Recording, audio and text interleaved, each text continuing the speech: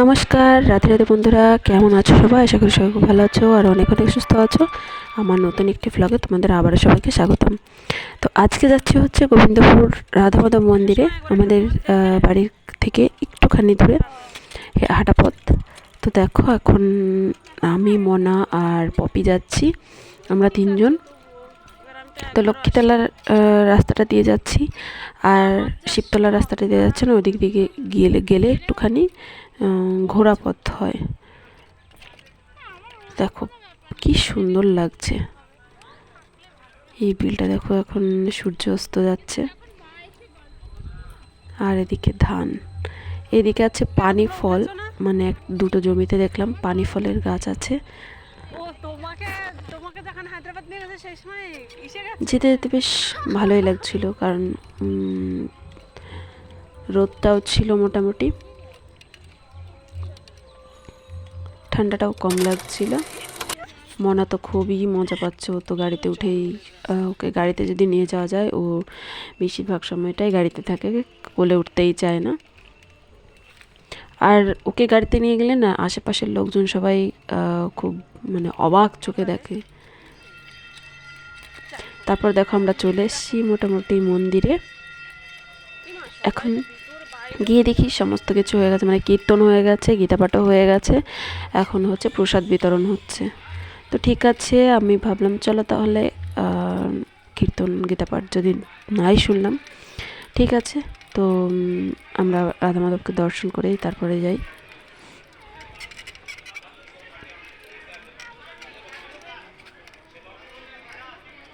এখানে প্রতিদিন সন্ধ্যায় সন্ধ্যা আরতি হয়, মঙ্গল আরতি, তারপর ভোরবেলার যে কি আরতি হয়, সমস্ত কিছু এখানে হয় নিয়ম মেনেই। আর এখানটা মানে খুবই সুন্দর একটা জায়গা।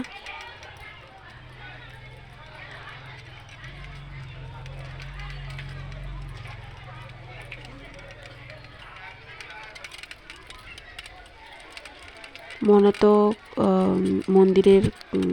মন্দিরটাকে দেখে ও তো দেখেই যাচ্ছে এরকম। দেখো কেমনভাবে দেখছে, সেটাও তোমাদের দেখাবো। দেখো এটা হলো মন্দিরের গেট। তারপর দেখো ভিতরটাও কিন্তু জাস্ট খুব সুন্দর লাগছে, খুব। এখন সবাই হচ্ছে প্রসাদ খাচ্ছে।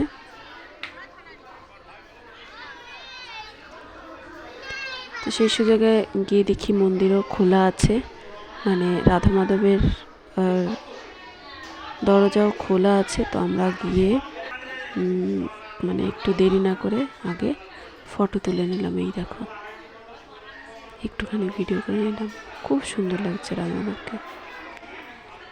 অনেকগুলো গোপাল সোনা আছে, রাধা মাধব আছে।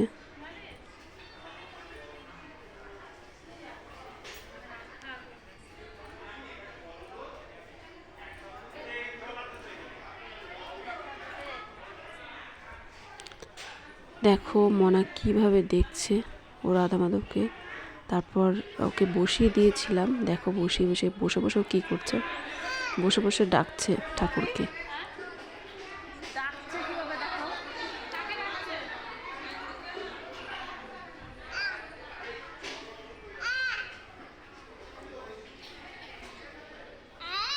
দেখো কিভাবে দেখছে।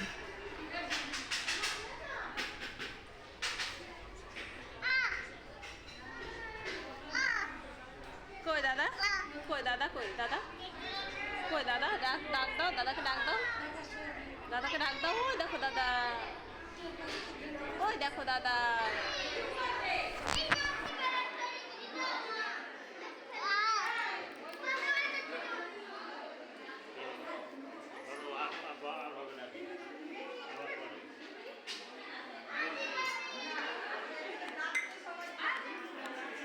তারপর প্রভু এসে দরজা মানে পর্দা দিয়ে দিল। তো এটা মনে হয় বিশ্রামের টাইম, তো সেই জন্য। আর দেখো বাইরে কত মানুষ বসে বসে প্রসাদ নিচ্ছে।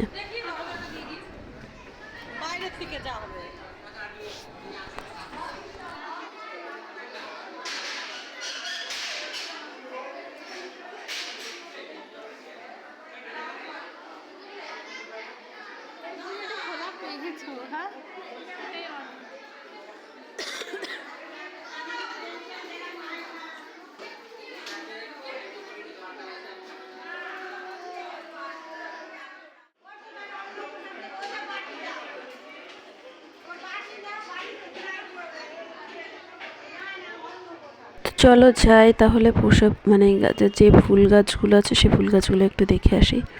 এখনও চন্দ্রমল্লিকায় ফুল আসেনি। আর দেখো বাগান বিলাসের ফুল দেখো, সাদা, তারপর হচ্ছে গোলাপি, ওটাও একটা সাদা দেখলাম, ও এটা ছিল হচ্ছে দেখো পিঙ্ক কালারের বাগান বিলাস, একেবারে সেই সত্যি বাগান জুড়ে থাকে যখন ফুল ফোটে, মানে পিঙ্ক গোলাপির।